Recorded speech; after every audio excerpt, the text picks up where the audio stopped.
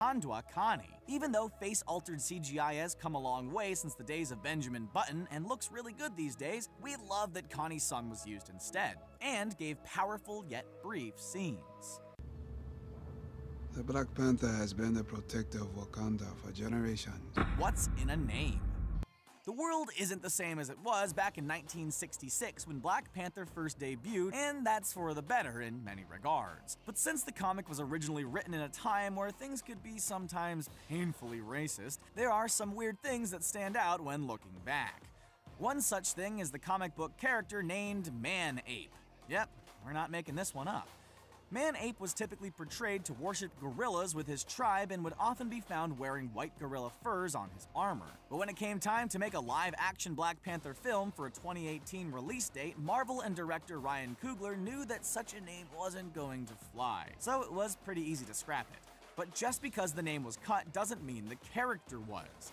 Yeah, Man-Ape was in the film, and he was M'Baku. We can see the similarities already, even though there were some slight alterations. M'Baku still wore the white furs on his armor, which was straight out of the comics. Early on in the film, M'Baku challenges T'Challa to the throne of Wakanda and enters the battle wearing a gorilla mask, a clear call-out to his comic book origins. Excuse me, Miss Romanoff? Yes. Please need your signature. Oakland. In a surprise move, the Black Panther did not open up in Wakanda, nor did it feature the Black Panther we knew from Civil War. Instead, the action opens up in 1992 in Oakland, California, in what could only be described as a neighborhood block that has seen better days. Oakland is actually important for a few reasons. In terms of actual real-world history and to director Ryan Coogler. In terms of movie-making experience, Coogler may be young, but he's by no means a novice. His two other films garnered much acclaim, including his debut, Fruitvale Station, starring Panthers Michael B. Jordan and also set in Oakland. But even more interesting is the connection to the history of the term Black Panther. Founded in 1966 in Oakland, the Black Panther Party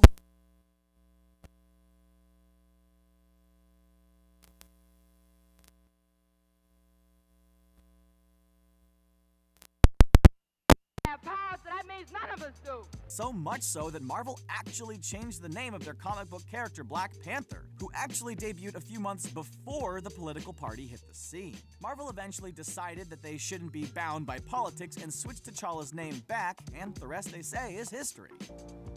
Justice will come soon enough. With that in mind, it's a neat touch that Coogler opened the film in Oakland. He could have picked any city in the world, but clearly wanted to tie things together. Move, or you will be moved. Familiar turf.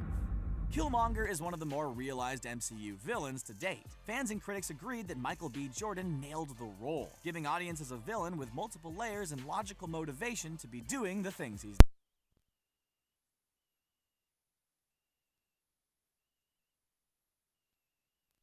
persecute the weak and oppressed. To do that, he launches a series of jets into the air for specific destinations around the world for various war dogs to make use of. The orders were naturally met with some resistance or uncertainty around the globe, thanks to a quick line from Wakabi, but there were some cells that were more than up for the tasks. Interestingly though, those cells who were game were from cities known to eagle-eyed fans of the MCU. They resided in London, Hong Kong, and New York. Do those cities seem relevant to you? Fans of Doctor Strange will recognize them as the cities that house the three Earths Sanctus Sanctorum, the mystical defense that protects the planet.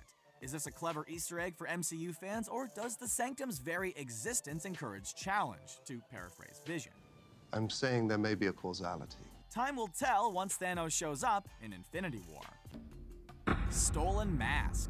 We first meet the film's excellent villain, Killmonger, in London during a museum heist. The radical Wakandan American wants to return to his roots and reveal Wakanda to the world, challenging anyone who dares oppress the weak and helpless around the world. An eerie plan indeed, especially in 2018. Helping him on his crusade is of course Andy Serkis's Ulysses Klaue, who we first met back in Avengers Age of Ultron.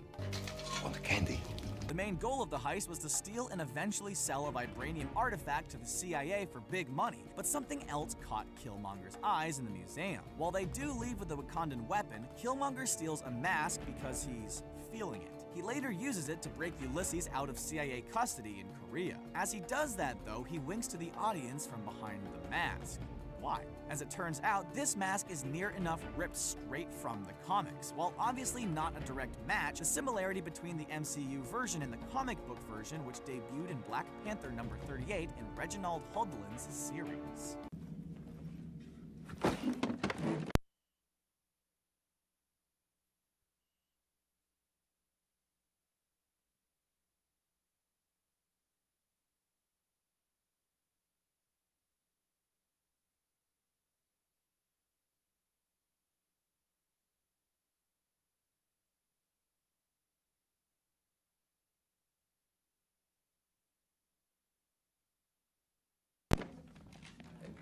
Moonlight.